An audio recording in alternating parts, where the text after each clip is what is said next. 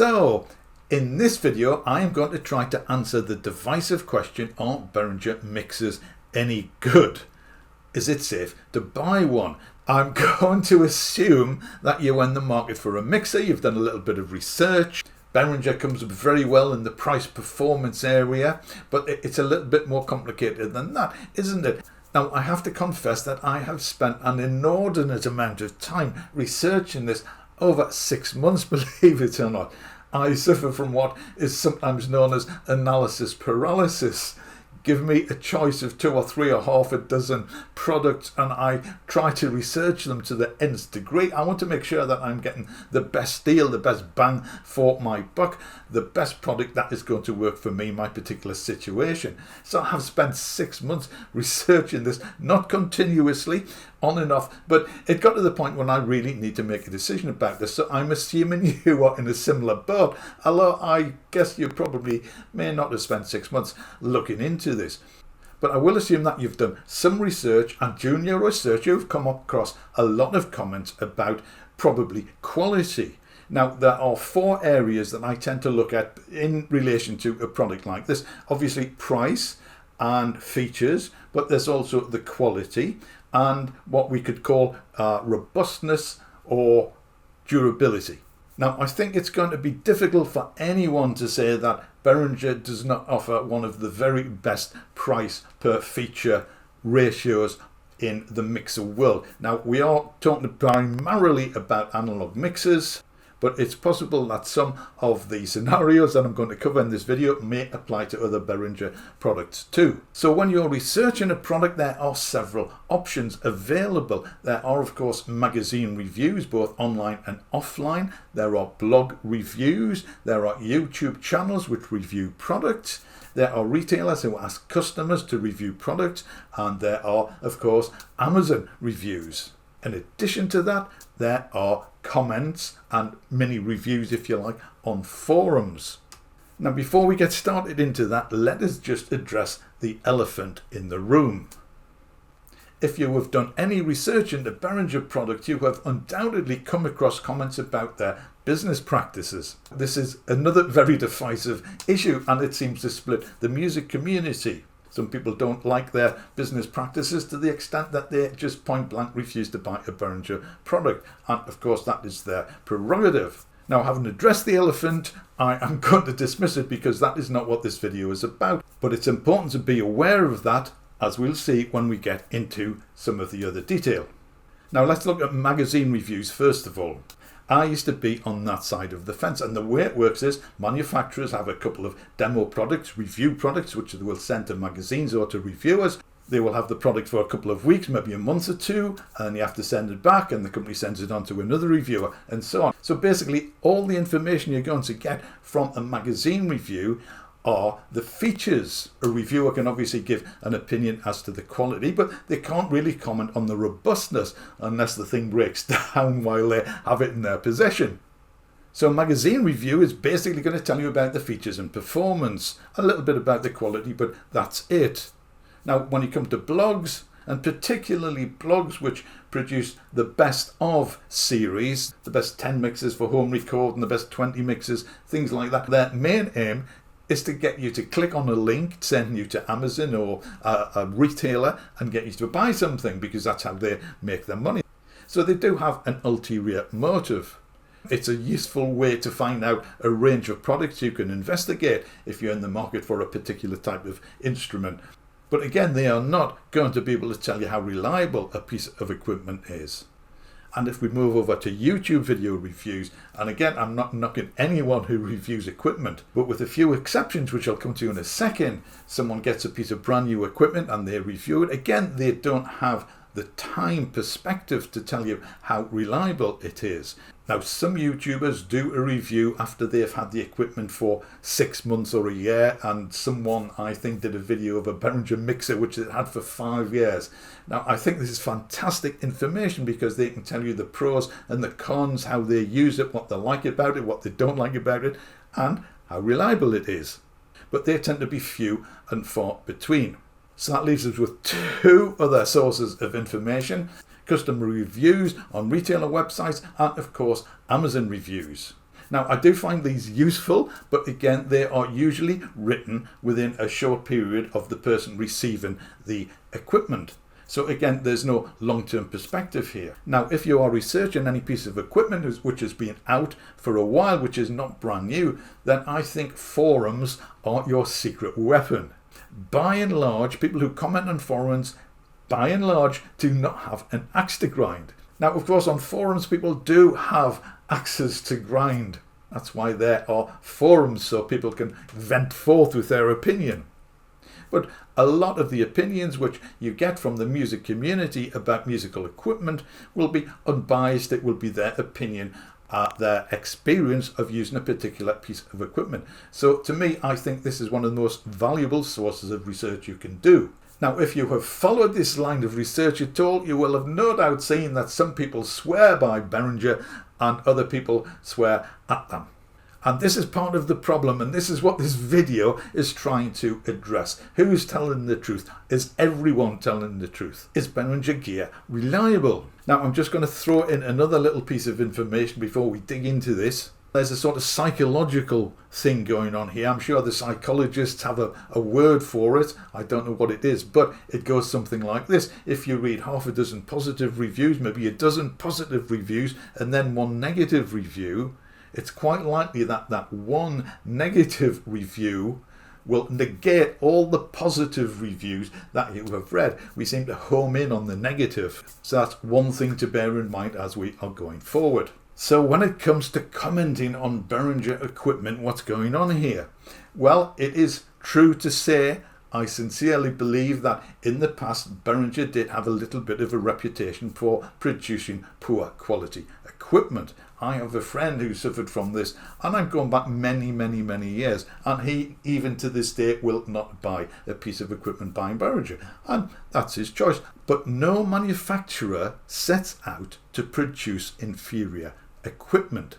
It just doesn't make sense, even at a price. It's going to give them a bad name, which they certainly don't want, but this seems to have stuck to Behringer. But as well as a bad name, it's going to cause all sorts of problems when it comes to warranties and repairs, and no manufacturer wants that. They don't want equipment coming back for repair. So some of the negative comments on forums, I believe, come from people who have experienced poor quality in Behringer equipment in the past. Now, around 2017, 2018, I think, Behringer created an entire city in China as a manufacturing plant, and it's called Music Tribe City. I will leave a link to it in the description. And even some naysayers on forums have acknowledged that Behringer equipment has become more reliable recently. So this could be one of the reasons why. Also, of course, having a dedicated manufacturing plant means they can take advantage of large-scale manufacturing processes, which will help keep the price down, which is how they are able to produce a good price to performance ratio.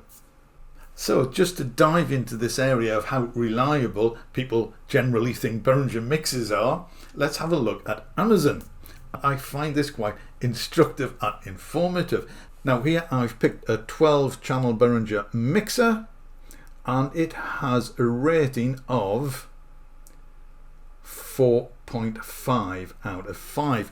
Now, I don't know about you, if I'm buying anything from Amazon, I really like to see a rating over 4, preferably 4.2, 4.3. If I see that, I think, well, that's going to be pretty reliable. Now, Amazon are a little bit naughty here, because if you have a look at the number of ratings here, over 7,000, you would think that 7,000 people have bought this mixer. That is not actually true, because if we have a look a little bit lower down, you can see that there are a range of mixers which you can order from this page. And Amazon, in their corporate wisdom, decided to group everything together into the one page.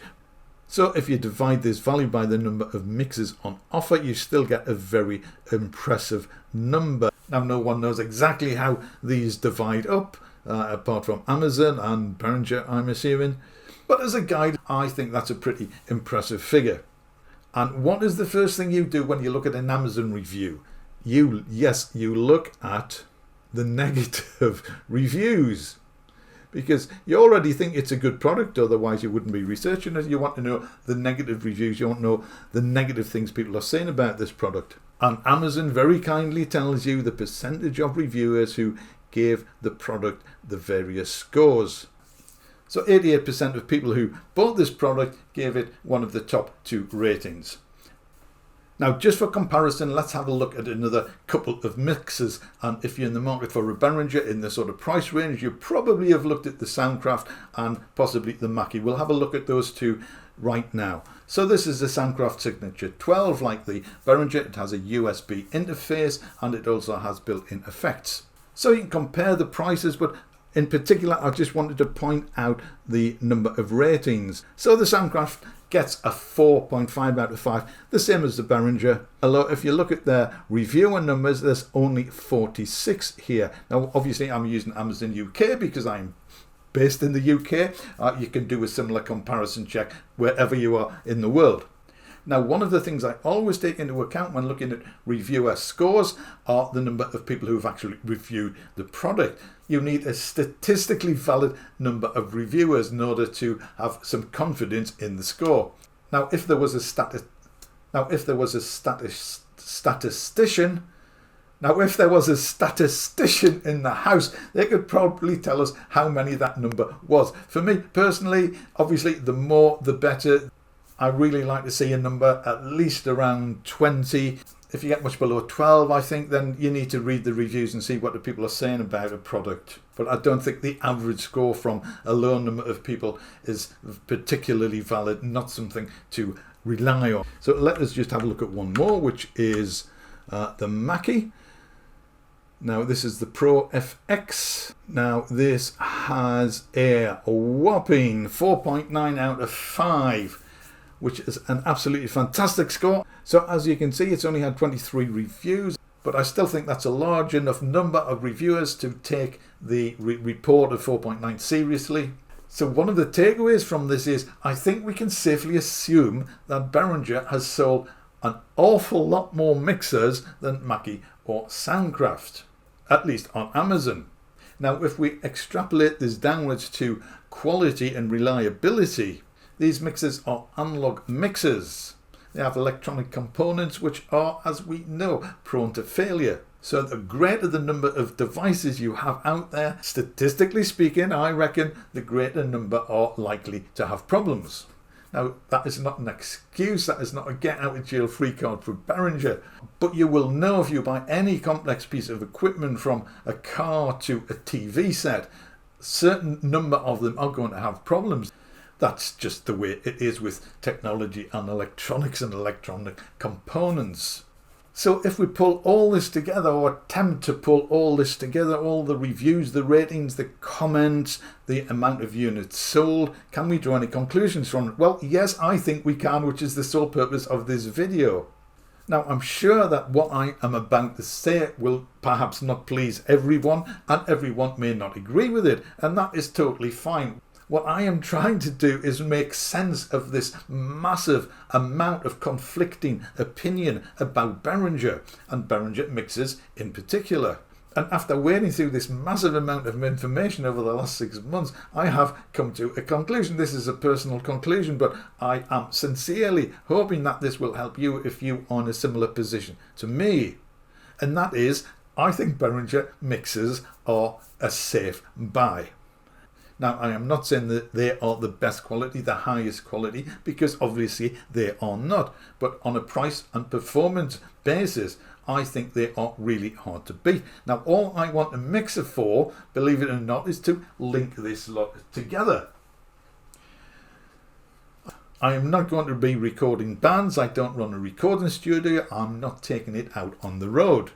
My last experience of a mixer was in 1900 and Frozen to Death, the late 90s, when I had a Mackie mixer and I ran my synthesizers through it. And basically I adjusted the levels, set the levels, tweaked the EQ a little bit for most of the sound, and I hardly touched it once it was set up. So it's a little more than a sophisticated patch bay, if you like. So for me, for my purposes, I think a Behringer would be just fine. Now, I have to say, to be absolutely honest, I would not be quite so confident about taking a Behringer out on the road. Now, having said that, again, from one of the forums, I remember someone who said they'd been using Behringer gear for years. They toured with it. They did 200 gigs with a Behringer mixer in 1 year, and it never let them down. So they obviously had a good product. So that is the conclusion I've come to after my 6 months of research in mixer limbo. But given the generally high ratings Behringer equipment is now getting, given their dedicated manufacturing facilities, I feel fairly safe in buying a Behringer mixer. Now, I can only hope that my conclusion finds some resonance and help and gives relief to anyone who's been in a similar position of wondering whether they should buy Behringer or not. Of course, I can't guarantee that the mixer or Behringer product you buy will be 100% reliable. Neither could I say that if you bought a Mackie or a Soundcraft or a Tascam or a Yamaha. Now, I hesitate to say this, but if you do have any thoughts on this, then I would be really interested in hearing them. So please do feel free to leave a comment, positive or negative, in the comment section. So yes, I am going to buy a Behringer mixer, but I am probably not going to make a video about it. Every single Behringer mixer model has been reviewed to death, I think, on YouTube and elsewhere on the internet. I would have nothing new to add, and I certainly wouldn't be able to comment on its longevity. If I think I have something to say about it, then I'll make a video. And just one final point, these mixers are covered by a warranty. You will get a 1 or 2 year warranty from most music retailers, and I think if you register it with Behringer, then you will get a 3-year warranty. So I think that has to be reassuring as well.